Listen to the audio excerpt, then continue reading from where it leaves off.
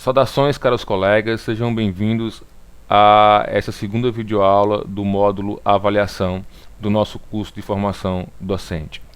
Nessa aula a gente vai dar continuidade ao que foi iniciado na aula anterior, concluir esse núcleo de avaliação da aprendizagem no ensino superior, para passarmos então para o terceiro e último tópico, que é a avaliação institucional. Pois bem, na mesma linha da avaliação como sinônimo de exame e de medida, uma das concepções mais tradicionais sobre a avaliação na universidade refere-se à possibilidade de classificar o desempenho do aluno por meio da avaliação. Nessa perspectiva, Pirrenu declara: a avaliação é tradicionalmente associada na escola à criação de hierarquias de excelência. Os alunos são comparados e depois classificados em virtude de uma norma de excelência definida em absoluto ou encarnada pelo professor e pelos alunos. Ou seja, o que ele quer dizer é que muitas vezes a avaliação ela acaba funcionando como um instrumento de classificação que estabelece melhores e piores, que estabelece certo e errado, que estabelece mais competentes e menos competentes. A questão para a gente pensar é em que medida esse modelo de fato cumpre o papel que queremos para a avaliação ou não. Para Perrenot, outra função tradicional deste modelo de avaliação, além da questão da classificação, é a certificação, isto é, o diploma que garante que o seu portador recebeu uma formação e, portanto, não necessita de submeter a novos exames.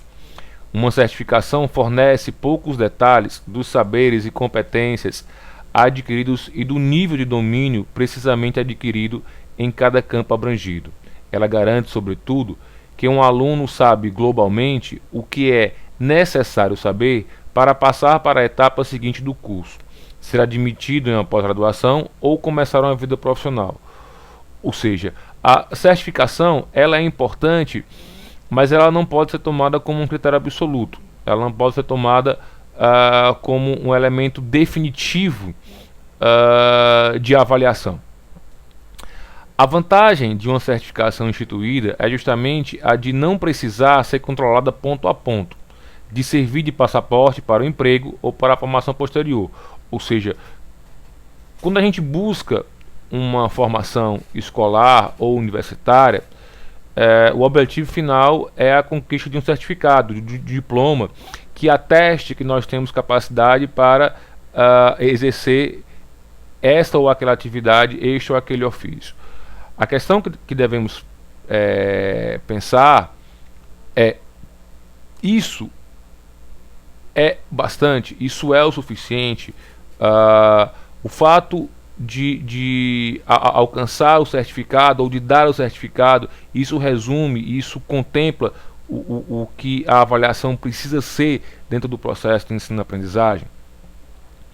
Bem, esse modelo da classificação da certificação é certamente hoje o mais praticado nas instituições de ensino superior no Brasil, sejam elas públicas ou particulares.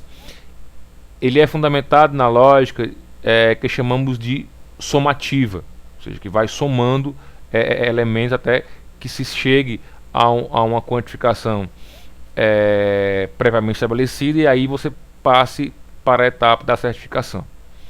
No que se refere à lógica da avaliação somativa, pode-se dizer que ela se relaciona mais com o produto demonstrado pelo aluno em situações previamente estipuladas e definidas pelo professor e se materializa na nota, objeto de desejo e de sofrimento dos alunos, de suas famílias e até do próprio professor. Ou seja, nesse modelo, a nota alcançada passa a ser o grande troféu, o grande objetivo.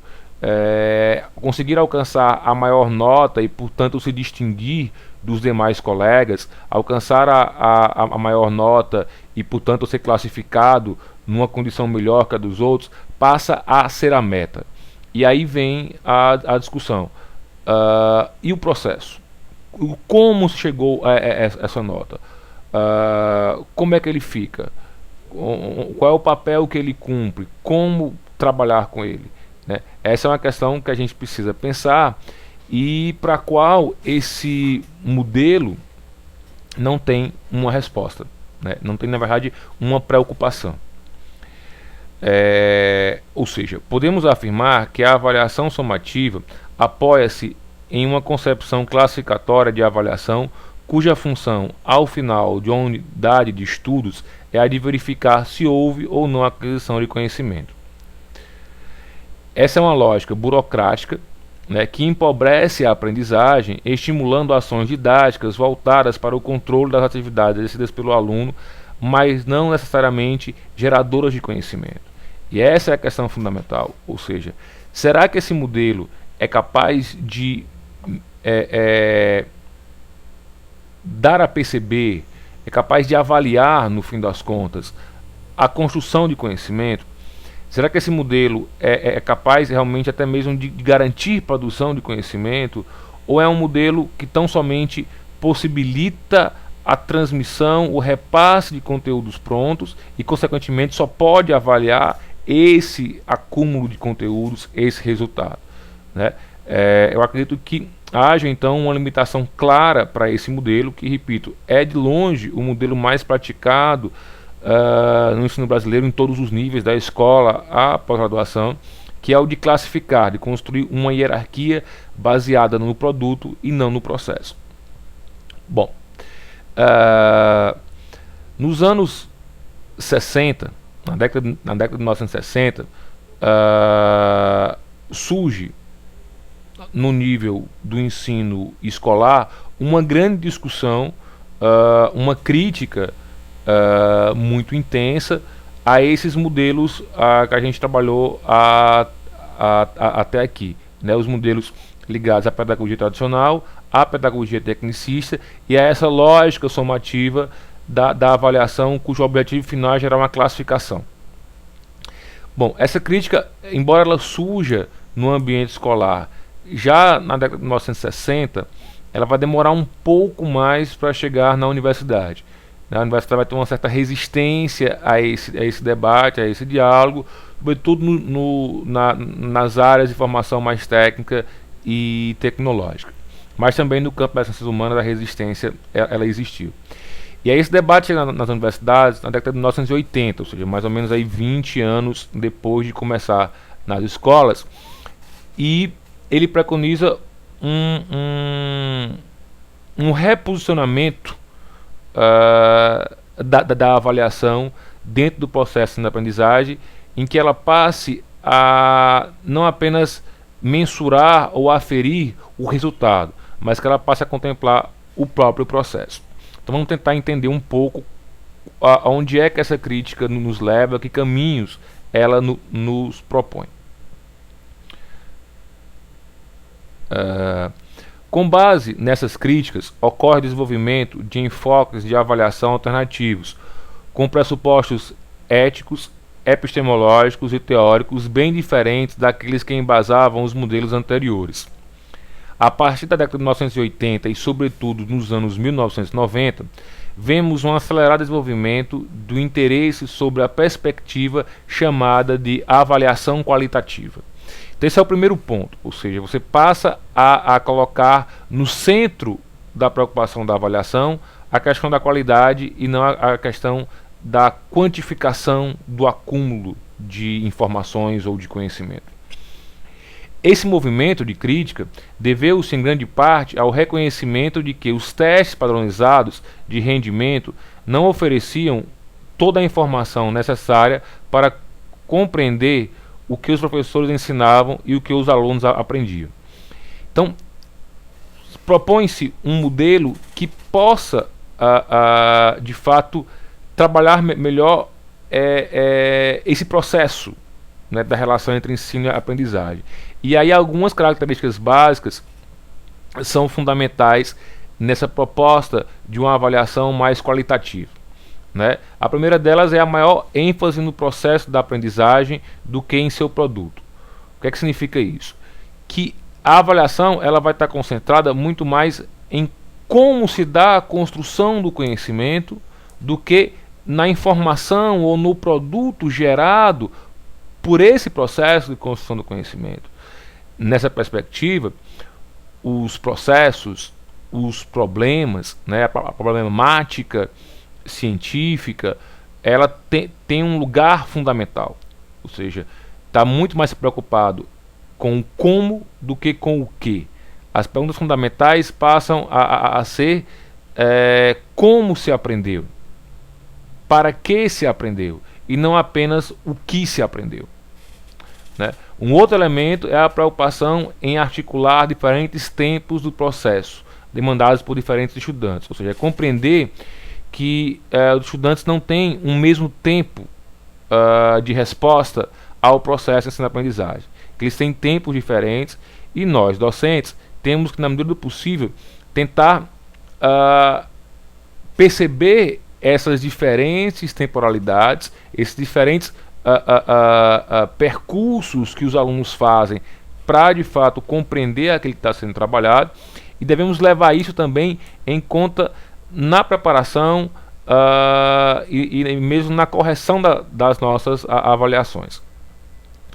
Um terceiro e último aspecto, que é fundamental quando você pensa em avaliação qualitativa, é a avaliação flexível e progressiva. Ou seja, a gente não pode ter a ideia de que a avaliação tem que ser sempre a mesma para todos os alunos, para todas as turmas, para todos os conteúdos ministrados, mas ela tem que ter uma flexibilidade que leve em conta as diferenças de conteúdo, as diferenças de turmas com as quais eu vou trabalhar, a diferença da própria dinâmica da sala de aula. Algumas turmas a gente acaba tendo com elas uma interação mais rápida, outras mais lenta, umas são mais fáceis, outras são mais difíceis. Então tudo isso tem que ser levado em conta no momento em que estamos pensando a avaliação, né? Por essa razão, a avaliação qualitativa passa a incorporar um conjunto de técnicas, orientações e pressupostos da metodologia etnográfica, da investigação de campo, ou seja, vai buscar elementos do método antropológico para incorporar num esforço de compreensão do próprio ambiente da sala de aula, tentando levar isso para o processo de aprendizagem como um todo, especialmente para a avaliação. Outra característica dessa avaliação é o delineamento flexível, que permita um enfoque progressivo, né? Ou seja, que eu vá tentando avaliar o progresso que o estudante vai tendo em seus diferentes níveis, ou seja, alunos diferentes podem ter progressos diferentes, é por isso que eu tenho a flexibilidade de perceber e avaliar esses níveis diferentes de progresso, sem buscar hierarquizar o que aprende mais rápido como superior ao que aprende de maneira, digamos, mais lenta. O que significa isso? Significa que a avaliação centrada em processos é em si mesma um processo, ou seja, que evolui em virtude de descobertas sucessivas e transformações do contexto. Supõe então um enfoque seletivo e progressivo. Ou seja, a avaliação ela não pode estar fechada, consolidada antes mesmo que eu inicie o meu curso em sala de aula. É preciso que ela seja flexível à dinâmica, ao que acontece dentro da sala de aula também. Ok? Bom, na perspectiva de uma avaliação de cunho qualitativo, o que se busca é a prática avaliativa que auxilia o estudante a se constituir como sujeito emancipado do seu próprio conhecimento. Para tanto, 4 elementos são fundamentais ao professor. Um é uma postura democrática, aí vem aquela questão da estética que a gente falava, no sentido profundo da coisa. Como eu me coloco em sala de aula, que postura eu tenho, se é uma postura de fato de abertura, que o estudante se sente capaz de chegar até mim para conversar, para falar de suas limitações, suas dificuldades, seus problemas, né? Um outro é a crítica institucional, eu ter sempre em mente que é possível melhorar, é possível fazer melhor, ou seja, eu preciso ter a minha disciplina como um espaço onde eu estou sempre construindo possibilidades de inovar, nunca ter ela como algo consolidado, plenamente institucionalizado, mas eu faço uma crítica institucional à própria disciplina como ela é composta.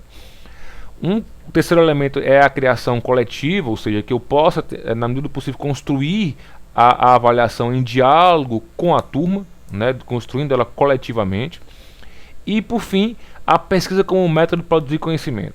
Acho que na universidade é fundamental que a gente procure transformar as nossas formas de avaliação a partir do princípio da pesquisa. Ter aquela que é a ação fundamental de produção do conhecimento, que é a investigação, como parâmetro fundamental para pensar a avaliação. Aquela avaliação que tão somente aborda conteúdos prontos, eu acho que ela não é aquilo que a gente deve trabalhar como fundamental, mas sim a avaliação como pesquisa, como estímulo à investigação, uma avaliação que estimule o nosso estudante a ser de fato um produtor de conhecimento e não apenas um reprodutor. Bom, nesse sentido, podemos dizer que a proposta de avaliação qualitativa propõe a revisão e a ultrapassagem das premissas epistemológicas até então vigentes. A avaliação qualitativa pretende ultrapassar a avaliação quantitativa sem que seja necessário jogar fora esta segunda, ou seja, não é que a gente vai pegar os métodos avaliativos quantitativos e vai dizer que eles não servem mais, que eles não podem ser mais utilizados. Não é isso. A gente pode usar métodos quantitativos, provas escritas, provas objetivas, mas é preciso dar a eles um novo enfoque, uma nova dimensão. A perspectiva da avaliação qualitativa é de que importa menos o mecanismo, o instrumento, o suporte da avaliação e mais o sentido. O que é que se quer com aquilo? O que é que se busca do aluno com aquela avaliação? Bom, a avaliação qualitativa entende que no espaço educativo os processos são mais relevantes que os produtos. Em outras palavras, a avaliação qualitativa configura-se como um modelo em transição por ter como centralidade a compreensão dos processos dos sujeitos da aprendizagem, o que produz uma ruptura com a primazia do resultado característico do processo exclusivamente quantitativo. Ok? E aí, só para a gente tentar entender um pouco como é que essa coisa funciona, entre você sair de uma lógica puramente quantitativa e pensar uma lógica qualitativa em que o quantitativo também está presente, tem aqui um quadro onde a gente vai ver os modelos mais praticados de avaliação na universidade, né? Que são três deles: a prova escrita, a prova dissertativa e o seminário. Vocês podem ver aí no slide que todos eles têm uma definição, têm uma função, ou seja, eu tenho que ter a clareza de que cada tipo de avaliação que eu faço tem uma função, avaliações diferentes cumprem funções diferentes, e é preciso pensar o que é que eu quero com a minha avaliação, porque muitas vezes a gente acaba por colocar ou escolher, melhor dizendo, avaliações que não se encaixam muito bem no que a gente quer fazer. Então, se eu vou usar um seminário ou uma prova dissertativa, eu tenho que ter clareza de que esses mecanismos são de fato aqueles que vão cumprir o que eu quero, o que a disciplina precisa, ou será melhor uma prova objetiva, né? Outros dois modelos bastante utilizados são o relatório individual e o trabalho de grupo. Todos eles têm vantagens e têm desvantagens também. A questão fundamental é que eu possa de fato pensar a avaliação, que a avaliação não tenha um papel tão somente burocrático na condução da minha disciplina, do meu curso, mas que ele assuma um papel de fato de ensino, um papel de fato pedagógico. Então é preciso que essas escolhas sejam feitas de maneira consciente, clara e articuladas com todo o ensino, com toda a atividade que eu conduzi ao longo da disciplina, enfim, ao longo do curso. Bom, e aí, para a gente finalizar essa discussão de avaliação da aprendizagem, uma questão que muitas vezes fica colocada em segundo plano, mas que é fundamental, sobretudo para os estudantes, que é como apresenta os resultados, né? Essa é uma fase da avaliação para a qual, em regra, nós professores damos pouca atenção, e ela é contudo um momento importante que merece atenção e cuidado.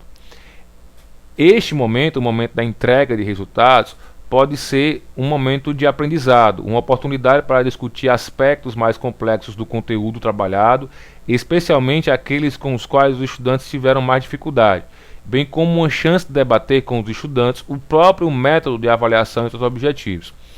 Então, o que é que eu estou colocando assim como, digamos, recomendações ou orientações nesse quesito do fechamento da avaliação, que é a entrega do resultado?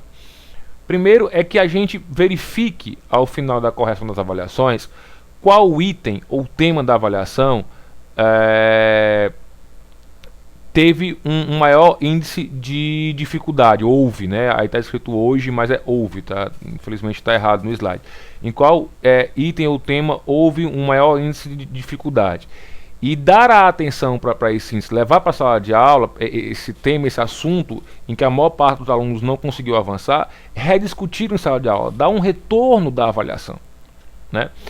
Segunda coisa, para o dia da entrega do resultado, preparar uma breve revisão justamente desse tema, ou seja, fazer uma espécie de retomada daquele conteúdo que você percebeu que o estudante teve mais dificuldade de desenvolver.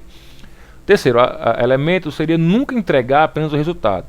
A gente tem uma prática que eu acho muito nociva na universidade, que é de corrigir as avaliações, colocar as notas num quadro e colocar na porta do nosso gabinete da coordenação. Ora, isso didaticamente totalmente absurdo e incoerente. É preciso que a gente faça a devolutiva da avaliação, discuta com o aluno a avaliação, fale do que foi positivo e do que foi negativo. Entregar só resultado é trabalhar a avaliação como um elemento meramente burocrático e não um elemento que é parte do processo mesmo de ensino-aprendizagem. E quarto elemento fundamental é estar aberto a ouvir as críticas dos estudantes com respeito aos critérios de avaliação. E aí ouvir e discutir com eles. Não quer dizer que a gente vai aceitar todas as críticas ou reclamações, mas saber ouvir e entender que a gente pode também aprender nesses momentos, se aperfeiçoar nossos métodos de avaliação. Bom, para finalizar, algumas considerações finais, né? Nessas duas videoaulas sobre concepções pedagógicas que permeiam a avaliação no contexto universitário, podemos refletir sobre o lugar e a importância da avaliação no processo de ensino-aprendizagem. De tudo que aqui foi falado, compreendo que o mais importante seja a percepção de que avaliar não se resume a examinar nem a medir, mensurar. Ao mensurarmos um fenômeno por intermédio de uma escala, de provas, de testes, de instrumentos calibrados, ou por uma classificação ou categorização, apenas estamos levantando dados sobre uma grandeza do fenômeno. Avaliar é bem mais que isso. Isso não significa que devemos abandonar os instrumentos de exame e de medida. Não é isso. Significa que não devemos tomá-los em si mesmos, mas a partir das medidas por eles produzidas, construirmos a avaliação no seu sentido mais amplo. Ou seja, é preciso que se construa o significado das grandezas medidas em relação à formação que se pretende alcançar, bem como considerando suas relações com outros aspectos da vida acadêmica e dos valores sociais nela envolvidos. Por fim, importa dizer que quando se trata de avaliação, não há nem deve haver modelos prontos. Devemos, a cada nova avaliação a ser aplicada, fazer uma análise dialógica entre o conteúdo trabalhado, as metas formativas do curso e as peculiaridades da execução da disciplina com aquela turma específica. A partir daí, o que devemos fazer é buscar os métodos que melhor se adaptam àquela situação didática específica. Bem, por hoje é só. Para os que desejarem conhecer um pouco mais sobre os temas aqui apresentados e com isso fomentar as discussões e os debates com os tutores aqui na plataforma, eu recomendo a leitura do artigo Avaliação e Aprendizagem no Ensino Superior, do Joey Garcia, que está disponível na plataforma do curso em formato PDF. Retornaremos em nossa terceira e última videoaula para falar um pouco sobre avaliação institucional. Até lá. Obrigado.